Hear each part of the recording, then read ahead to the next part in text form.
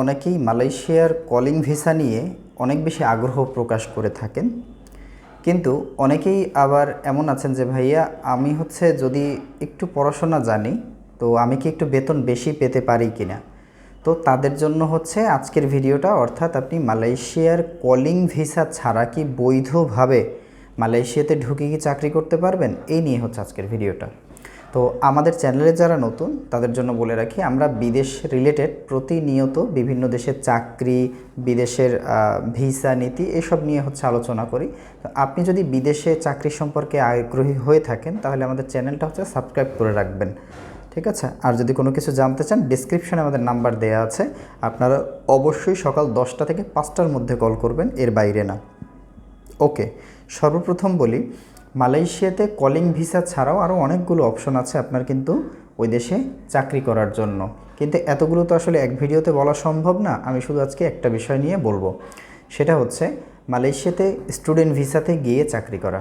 দেখুন, বৈধভাবে চাকরির জন্য দুইটা অপশন, একটা ওয়ার্ক পারমিট আর একটা স্টুডেন্ট ভিসা।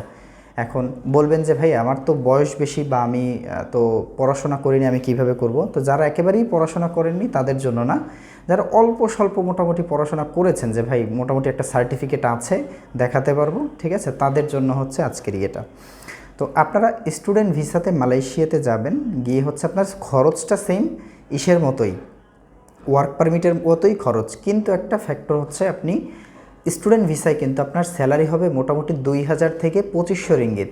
চাকরিটা কেউ দিয়ে দেয় না, কিন্তু আমাদের মাধ্যমে আপনি যদি প্রসেসটা করেন আমরা আপনাকে সহায়তা করব এবং আপনাকে একটা চাকরির ব্যবস্থা করে দেব। কিন্তু আপনি কলিংয়ে যদি যেতেন সেক্ষেত্রে আপনার বেতন ছিল মাত্র 1700 রিঙ্গিত, কিন্তু স্টুডেন্ট ভিসায় গেলে আপনার বেতন মোটামুটি 2000 থেকে 2500 রিঙ্গিত। যদি আপনার বেতন আমি 2000ও ধরি তাহলে আপনার বেতন আসে বাংলাদেশি টাকায় 60,000 টাকা, ঠিক আছে। আর যদি আপনি কলিংয়ে যান সেক্ষেত্রে আপনার বেতন আসে 1700 রিঙ্গিত, অর্থাৎ 55,500 বা 51,000 টাকা। তো এই বিষয়।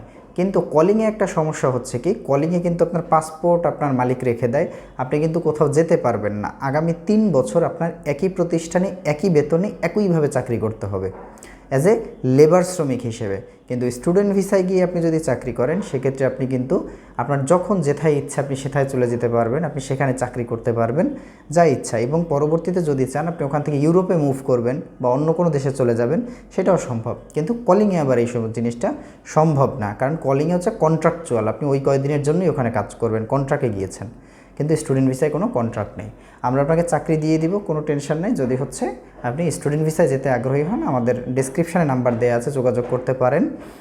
আর আপনার অনেকের প্রশ্ন থাকে যে ভাই স্টুডেন্ট ভিসায় তো গেলাম, তো আমার পরবর্তীতে কি হবে। স্টুডেন্ট ভিসায় যাবার পর আপনার 1 মাস অপেক্ষা করতে হয় আপনার টিআরপি কার্ড হওয়ার জন্য, টেম্পোরারি রেসিডেন্স পারমিট হওয়ার পরে আপনি চাকরি করতে পারবেন।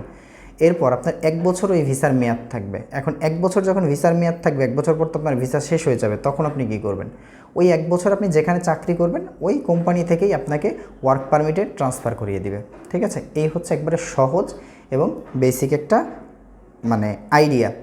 আবার যদি ধরেন কারো যদি এরকম থাকে যে আপনি মালয়েশিয়াতে থাকেন, আপনি চাচ্ছেন আপনার ওয়াইফ কিংবা আপনার মা কিংবা ভাই তাদের মালয়েশিয়াতে নিয়ে জাস্ট মালয়েশিয়াতে এনে দিবেন, এরকম কেউ যদি থাকে তাহলেও আপনি আমাদের সাথে যোগাযোগ করতে পারেন। বৈধভাবে আপনার ফ্যামিলি মেম্বারকে আমরা মালয়েশিয়াতে পৌঁছে দিব বৈধ ভিসায়, ঠিক আছে। তো এই বিষয়। তো আপনি যদি আগ্রহী হয়ে থাকেন বা কোনো বিষয় জানতে চান আমাদের ডেসক্রিপশানে নাম্বার আছে, যোগাযোগ করতে পারেন। আমাদের অফিস ঢাকা যাত্রাবাড়িতে। আল্লাহ হাফেজ।